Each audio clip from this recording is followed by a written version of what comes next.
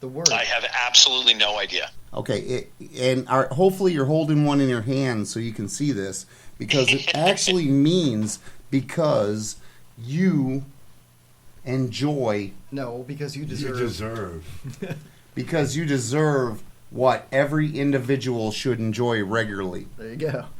There you go, That's dude. I never stone, knew that. right? Yeah, I All don't know. I knew about Probably that, not true. all I knew was Adidas. All day long I dream about sex. That's the one that I remember. But I never knew I was going that far with Budweiser. You know, it's funny that Homeless Chuck has something for Adidas. It's actually called Adidas, and it's all day long I dream about a home. Ask him if he wants some advice from an 82-year-old man about sex. Pops wants to give you advice from an 82-year-old man about sex. You game for that? Please do. I'm a single man. I'm ready to rock and roll, brother. Come on, Pops. Lay it on us. Just here, I'll hold it for you. I got it. Just talk.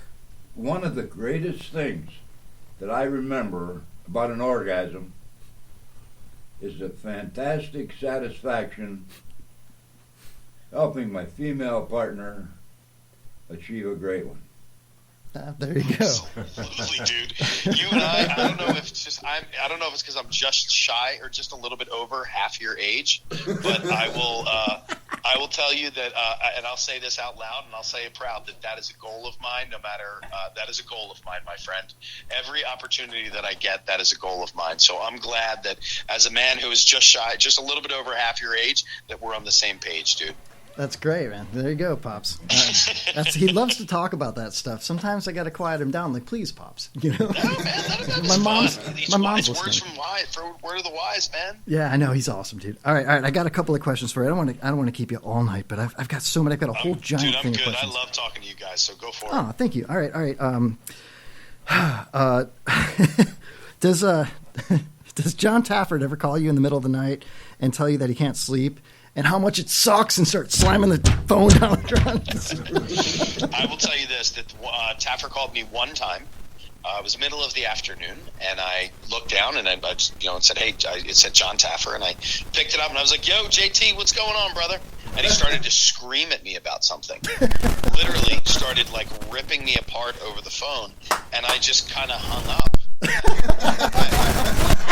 And so my phone rang again a couple minutes later, and I was in the middle of something. I kind of ignored it, and he called me back again, and I picked up the phone, and he said, are you kidding me, man? Did you just hang up on me? And I said, I am not your son, your employee, or anything like that. So let's get this relationship real quick. And he was actually really cool about it. He's like, I'm really sorry. He's like, I just got really heated when I saw this. And I was like, all right, man, whatever.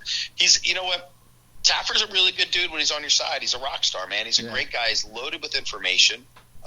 We and love he's him actually he's really fun to talk to. When he's on and he's not on camera, he's a lot of fun to talk to. You know, he's got great stories. He's had amazing experiences. I'm sure, dude. Just the show alone is it's so entertaining. Yeah. My fiance and I have put Bar Rescue on, and Restaurant Impossible, and a couple of the home improvement shows, And now Robert Irvine's a good dude. Yeah. Oh yeah. I will tell you that Irvine. I just did Food and Wine in New York a couple months ago, and Robert actually, I walked over and I kind of introduced myself to him, and he's like, I know who you are, because we had done an event years ago where him and I actually picked a car up and moved it. That's a whole other story. Right. But yeah, he was really good, and he kind of looked at me and he said, "Are you still doing rescue?" I said, "No, I left." And he said, "Good, because you're a better guy than that." It was pretty funny. He was just saying I didn't need to yell and scream at people, and I knew what he was talking about. So I'm sorry, I didn't mean to interrupt you. No, are you kidding me? No, it's fine. No, we're just big fans of the whole genre of shows. We love that stuff. Yeah. But all right, last thing about the restaurant business before we get into your podcast here, real quick, if you don't mind. Yeah. What exactly, and you don't have to go, 100% here, but we're all curious. What is a Duffy burger? What is a Duffy burger? Yeah. A Duffy burger will automatically, it's going to be a dry age grind of beef. Okay, that's going to where the Duffy burger is going to start. It's going to start off with a really nice chuck and a brisket or something to that effect that at least has a little bit of dry age flavor to it. That's kind of a direction that I like to go.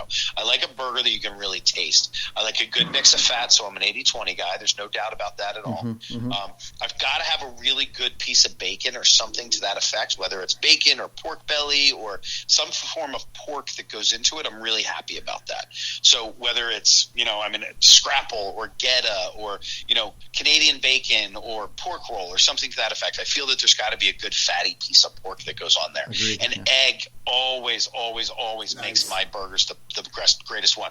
And I'm not just talking about like a quick egg that's cooked. I mean like a perfectly fried egg, crispy around the outside with a little bit of crushed red pepper right on top of it, and always an amazing aged cheddar will set it off. Now, if I really have some time, I like a good 45-minute caramelized onion, and I like a long 35 to 40-minute braised wild mushroom. Good job, dude. That sounds amazing. Yeah. No, now, seriously. but I also have a product called Stuffs. I don't know if you guys knew that or not. No, we don't. Tell us. So it's a burger stuffer that I endorsed. I did not invent this, Okay. but it was sent to me from my agent a couple years ago, and I played with it. It was a piece of plastic, and I'm like, yeah, this is cool. So I started to play with it, and it's actually a burger stuffer. And if you go to my website, which is chefbrianduffy.com, you can see the stuffs there, but you can also purchase them on any of your As Seen on TV stores. It was like a 3.5-minute cult, total cult classic infomercial, man. Dude, Yeah. I want to see that. Yeah. I got to look at Yeah, well, if you guys can send me your address, maybe I'll send you a little swag package. Oh my God, some dude! spice and stuff. We just moved our studio, no joke, and we're actually going to probably move it again in a few months, and get some office space that's bigger and better. But we want to just decorate the walls with maybe a picture of a guest, autograph, something like that in a frame. Sure, dude. All that stuff. That'd be man, so cool. I'll send you some. I'll send you some swag. I have autograph cards with I'll DM recipe you. on them and all that stuff. Yeah. Yeah, I'll DM you. That'd be great, dude. Oh my God. Cool, man. All right, Yeah, so and all you got to do is send it to Jocelyn. Trust Okay. me, she will hound me. She will All right. hound me to make sure that I send stuff out. So yeah. All right, Chef, I want to talk to you about something, and we shouldn't probably be doing this live because this is a business proposition for you. But I want to start doing something that might be called podcast rescue. Where Really? Have you Think about- trademarked the name yet? yes, no, I haven't. just but- now we're trading. Yeah, it's trademark right now. It takes 18 months to get a trademark. So you trust me. But you could come in, you could be like, Kevin Holly, what the hell are you doing? Your executive producer is half in the bag. You got a Shure microphone that's 20 years old. I mean, we could do this, man. We could The only thing is, if we do it, I'm going to make you guys pay for your own renovations. Yeah, all right. It holds you more accountable to the renovation. So. All right. Oh my God! Good with that. If we televise it, then we could probably offset the costs. Yeah. Absolutely. There you go. Just write it off. It's like my license plate. No, I'm joking. Hey, speaking of writing it off, I was listening about something about assless chaps. You wear assless chaps when you ride your motorcycle? Dude, everybody's got assless chaps, man. All chaps are Absolutely. assless. They saved my life, man. Well, they saved my legs, I'll tell you that. No, I like to ride. I'm a Harley guy, and trust me, man, when that weather gets a little bit cold, those leather chaps really they cut it back, man. They make for a nice comfortable ride. I hear you. Maybe not so much on your frozen nutticles, but definitely on your legs, man. I remember that story from earlier today. Actually, I listened to it for the first time. That was hilarious, dude. I apologize for bringing it up because I know you said you wiped out, and I actually wiped out myself back in 2000. I had a horrible motorcycle accident, but I'm not going to get into that. But I'm a Harley guy as well, dude. I love motorcycles. Cool, yeah, Do absolutely. you still ride? I still ride. Unfortunately, I'm in the same boat as you, where I just sold my last bike, and I'm looking to get something bigger and better. I want a bike that I like to call same as. And when people are like, "What kind of bike is that?" and I'm like, "Same as that guy." Yeah, exactly. I want a street glide, something simple, some hard bags, Yeah. windshield, Well, I still have my bike. So I started with an 05 Sportster, which I absolutely loved. I mean, I loved that bike. I had an 05 It was perfect Sportster. for city riding, and I could park it on the sidewalks. Yeah. And now I've got an 07 Street Bob. That's a little bit more raked out. It's a little bit more, it's just a sick bike, dude. I love it. And I keep looking at it, thinking I'm going to trade it in. But I just love to ride. And I don't know if you heard last night's podcast, but we had Danielle Von Shiner on, We did hear it. who is awesome. She is probably one of the coolest chicks that I've ever met. She spent like 10 minutes on your show talking about where she rides and how she rides. And she's got like a 500cc bike, I think she said. She does. She's got a Royal Ensign. That's pretty cool, dude. It's an old school British bike. Yeah. So, and actually, she's only about 2 hours north of me. She's up in the Village. Cool. But so we're gonna hop her. She's gonna hop out with us one day, and I go up to a place up in the western the southwestern tip of New York to a place called Freefall Oz, which is actually a skydiving bed and breakfast place where you go up there and they feed you and they take care of you, and it's a beautiful ride all the way back in through Pennsylvania or out towards Erie and whatnot. It's nice. Hey, Chef, hold on. Let me just, when we're talking about bed and breakfast, don't you find it a little bit odd that when you're in a small house like that with a few other couples and you hear somebody's bedpost knock on the wall or whatever, and then you wake up the next morning and you're all together around a table and you're all strangers, and you're like, you're trying to figure out who was paying in the night before, you know? Here's my thing. I am a Diamond member with Hilton, so cool. Bed and breakfasts are few and very, very far between for me. Because I'm a Hilton guy, man. I want my own room. I want my own bedroom. I want my own bathroom. I like to be, I like to get my 2 bottles of water when I check in, man. I don't want to have to make sure that I fully flushed before I leave the bathroom. All right. Once again, we're talking to Chef Brian Duffy from the famous show Bar Rescue, and of course the new podcast, Rash Podcast, and you can catch him on Twitter. What is your Twitter? Is it? Oh gosh, I forgot off the top of my head here. Sorry, man. Everything that I do is Chef Brian Duff, ChefBriduff. That's Twitter and Instagram, except for my Facebook, which is Chef Brian Duffy. And the only reason my Facebook or my Twitter and Instagram aren't is because I have way too much to say, so I needed those extra characters. All right, Pops has something to add to this here. What do you got, Pops? What's up? Hey, wanted to tell you a quick motorcycle joke. You may have heard it. Good. You may have heard it, but the guy's in a bar and chick buys him a drink, or he buys her a drink, and he says, "Hey, you wanna come over to my place?" She's sure. She's, but I gotta warn you. This is I'm on my menstrual cycle.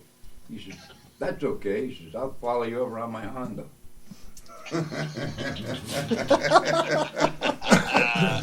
That's like a friend of mine, a very good friend of mine, who lives out in Rockford, Illinois. Her name is Beth, and she's a total Harley chick. She's a total rock star. She just posted a picture of her brand new Escalade that she posted up a couple weeks ago, and she said, 3,272,412 toilets later, I finally got my dream car. But she sent me a picture of these 2 smoking hot chicks laughing, and up top it said, you told me you were a biker and you showed up on a Honda. So yeah.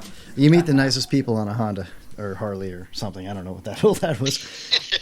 Hey, Chef, my mom just messaged us on Mixler and said she wanted to say hi to the chef. She's a big fan, my mom and dad, just so you know, man. Nice. What's up, Mom and Dad? How are you guys? Thank you. And just so in homage to Mom, I have actually asked my mother if she will be a guest on the podcast, and we can discuss my youth. Nice. Oh, yeah, that'd be great, right? I'd be so embarrassed, man. Yeah, my good Irish Catholic mother will, 1, keep it clean. 2, I have no doubt that she's going to tell some of the greatest stories. So. How about it? Yeah, I could only imagine, dude. My mom, she said that she wants to come on, dude. I'm like, well, you'd have to come sit next to homeless Chuck, and I don't know if he's allowed within 500 feet of a woman, dude. That's awesome, dude. Oh. The coolest part about doing a podcast or doing a radio show or doing whatever it is that we do is that we can do whatever we want. Yeah, isn't it great, dude? It's so fun. We had a conspiracy guy on a couple of weeks ago, and he was fantastic, Oh, I love that. I totally believe that we're all screwed because of other people. Sorry. We're not huge conspiracy theorists. In fact, it was really funny because we had him talking about some serious things like aliens and chemtrails and whatnot, and then we just nailed him in the face with stuff like, is Michelle Obama really a man? Things like that. Jeez. It was hysterical. He was a great sport, man. He's a real funny guy. It's at Raz, Sean Raz Patello. He's a good guy. It's all good stuff, man. Nice, man. Well, listen, I want to ask you a couple more questions, if you don't mind here. What is the nastiest thing that you've ever seen in a restaurant or at a job in general? The nastiest thing that I've ever seen, I don't even have to think about this. The nastiest thing I've ever seen was on the show Rescue. It was on Bar Rescue, where we went into Murfreesboro, Tennessee, and we went into Fairways Golf and Bar. I saw that one. Whatever the hell it was called. Yes. And I was the sledge underneath the building. I was so offended as a professional that it was my last show. Really? It was my last episode of Bar Rescue was that show. What was it? I don't recall. So this was the one where the chef was in the kitchen, and I kept saying, "Don't touch the